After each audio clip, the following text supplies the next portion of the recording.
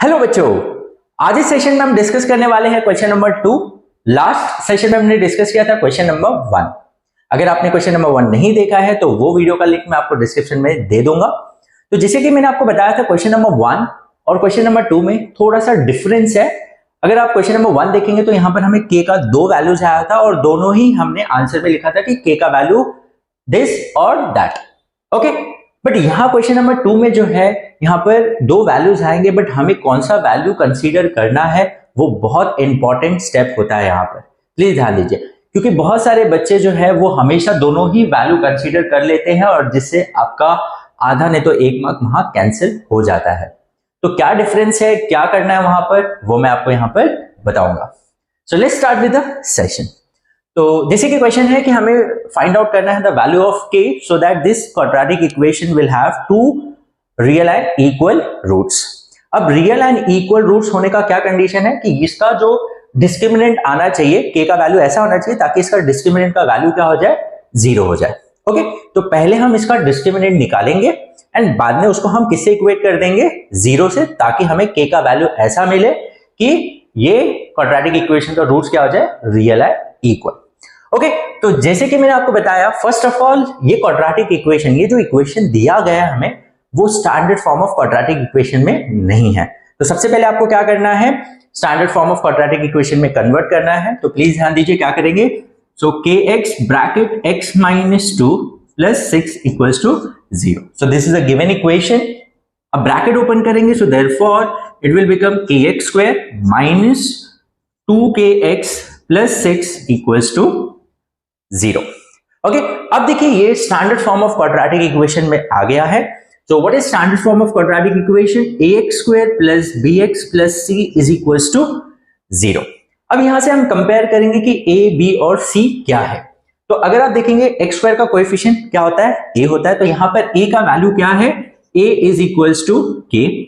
b क्या है यहां पर, तो x का कोएफिशिएंट जो भी होगा वो हो जाएगा b। तो यहां पर x का कोएफिशिएंट क्या है, -2k। अब कुछ बच्चे जो है सिर्फ 2k लेते हैं, वो साइन कंसीडर नहीं करते हैं। देखो स्टैंडर्ड फॉर्मेट में क्या है, पॉजिटिव, और यहां नेगेटिव आ गया, तो आपको क्या लेना है, -2k लेना है। यस, तो b का वैल्यू हो गया -2 एंड c इज 6। ओके, सो यहां पर हमें a b c आ गया है। तो सबसे पहले हम ये क्वाड्रेटिक इक्वेशन का डिस्क्रिमिनेंट का वैल्यू निकालते हैं। तो डिस्क्रिमिनेंट क्या होता है, b square minus 4ac, that will be equals to -2k the whole square minus 4a क्या है यहां पर, k, c क्या है यहां पर 6। तो ये हो जाएगा -2k square will become 4k square minus 24k। तो ये आ गया हमें b square minus 4ac। But हमें k का वैल्यू ऐसा फाइंड आउट करना है यहां पर कि इसका वैल्यू क्या हो जाए, 0 हो जाए। ये पूरे जो टर्म है यहां पर, that is b square minus 4ac का वैल्यू क्या हो जाए, 0। तो therefore for real and equal roots we know that b square minus 4ac should be equals to 0। तो ये हो जाएगा b स्क्वायर माइनस 4ac क्या है, ये क्वाड्रेटिक इक्वेशन का 4k square minus 24k is equals to 0।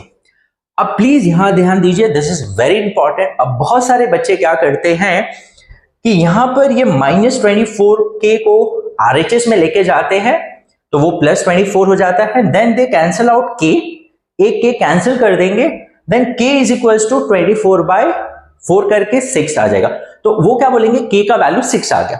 पहले तो यहां पर k का कितना वैल्यू होगा, 2, because this is a one quadratic equation ना।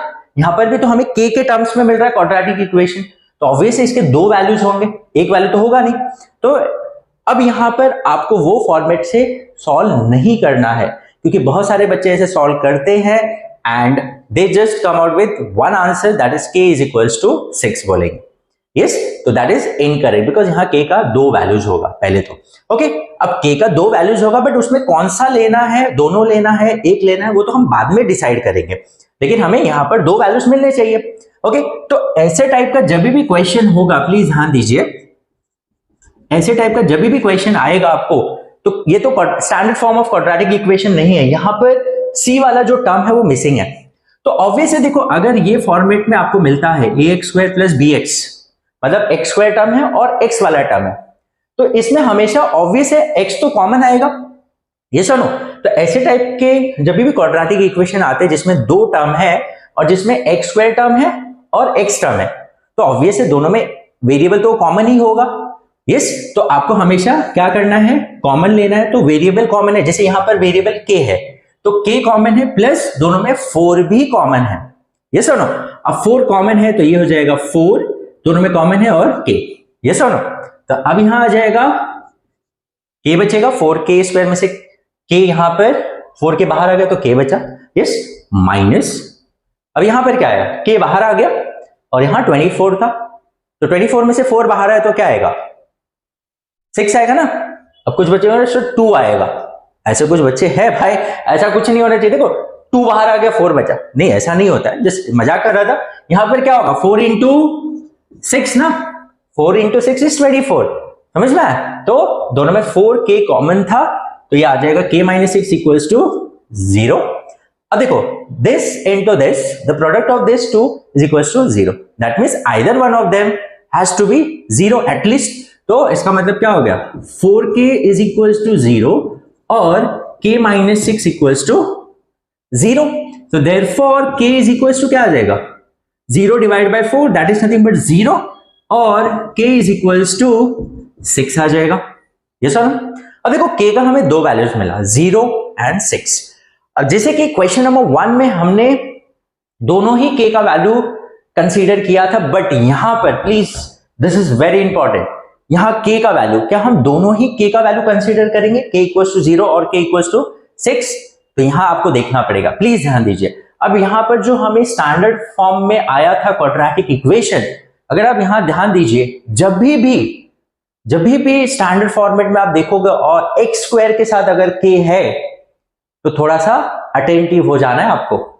यस, क्योंकि एक्स स्क्वायर के साथ अगर k है तो वहां k का वैल्यू 0 नहीं हो सकता है, बिकॉज अगर k का वैल्यू यहां 0 हो गया तो ये तो गया, एक्स स्क्वायर टर्म तो गायब हो गया। ये सुनो, इज इट क्लियर? तो एक्स स्क्वायर टर्म गायब हो गया तो ये तो क्वाड्रेटिक इक्वेशन रहा ही नहीं ना। You know what is the standard form of quadratic equation? ax square plus bx plus c is equals to 0. Very important that a should not be equals to 0. Yes, ये बहुत important है। b 0 हो सकता है, c 0 हो सकता है, but a 0 नहीं हो सकता है, बिकॉज a 0 हो गया तो ये तो एक्स स्क्वायर टर्म तो गायब हो गया, तो क्वाड्रेटिक इक्वेशन रहा ही नहीं ना। एक्स स्क्वायर टर्म ही तो डिफाइन करता है उसका, it is a quadratic equation because the degree is 2। समझ में आ रहा है? तो जब भी k एक्स स्क्वायर के साथ आ गया तो वहां थोड़ा अटेंटिव हो जाना है कि k का वैल्यू 0 नहीं होगा, या ऐसा भी हो सकता है k plus 1 into x square है, तो वो केस में आप k का वैल्यू 0 ले सकते हो, बिकॉज 0 प्लस 1 विल बिकम 1, तो एक्स स्क्वायर टर्म गायब नहीं होगा वो केस में। लेकिन यहां पर तो डायरेक्टली k एक्स स्क्वायर है ना, तो k का वैल्यू 0 नहीं हो सकता है, तो यहां k का वैल्यू हम क्या कर देंगे, एलिमिनेट कर देंगे। यू विल से दैट, वो स्टेटमेंट मैं पूरा नहीं लिख रहा हूं बट मैं आपको बता दे रहा हूं, k यहां पर लिखेंगे k equals to 0, if we put k equals to 0 the given equation will not satisfy the condition of quadratic equation, it will not remain as a quadratic equation, therefore k is equals to 0 is discarded. yes, तो यहां पर सिर्फ k का value क्या हो जाएगा, therefore हमारा k is equals to 6 ही इधर आंसर होगा। yes, 0 नहीं होगा, 6 होगा। समझ में आ रहा है? तो यहां पर आपको दोनों वैल्यू नहीं लेना है, और इसका मतलब नहीं कि 0 आया तो हमेशा नहीं लेना। अगर यहां जैसे मैंने आपको बताया k प्लस 1 एक्स स्क्वायर है तो वहां k का वैल्यू 0 होगा, चलेगा। हाँ, अगर k plus 1 equal to x square है और सॉल्व करने के बाद अगर आपको k का वैल्यू -1 आता है, तब वहां अगर -1 आता है तो भी नहीं लोगे, क्योंकि -1 प्लस 1 विल बिकम 0, तो ये अगेन ये टर्म गायब हो जाएगा। अगर इन केस k का वैल्यू -1 आता है और आपका क्वाड्रेटिक इक्वेशन जो है वो ये फॉर्मेट में कुछ है, तो अगेन k का वैल्यू आप -1 नहीं लेंगे वहां पर। तो ये चीज आपको हमेशा ध्यान में रखना है जब भी एक्स स्क्वायर के साथ आता है। हाँ, एक्स के साथ या यहाँ कांस्टेंट के टर्म पे अगर k है तो उधर कोई फर्क नहीं पड़ता है, वो 0 भी हो सकता है, कुछ भी होगा चलेगा। लेकिन एक्स स्क्वायर के साथ जब भी k आ जाता है, k प्लस 1 आ जाता है या k के टर्म्स में कुछ आ जाता है, तो वहां पर आपको थोड़ा सा कॉशियसली आंसर को डिसाइड करना होता है कि क्या आंसर हमें फाइनल लिखना है।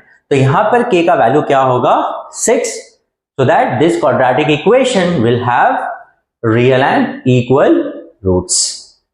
और k equals to 0 नहीं होगा, बिकॉज k equals to 0 हो गया तो ये तो क्या हो जाएगा, ये तो क्वाड्रेटिक इक्वेशन रहेगा ही नहीं। Is it clear?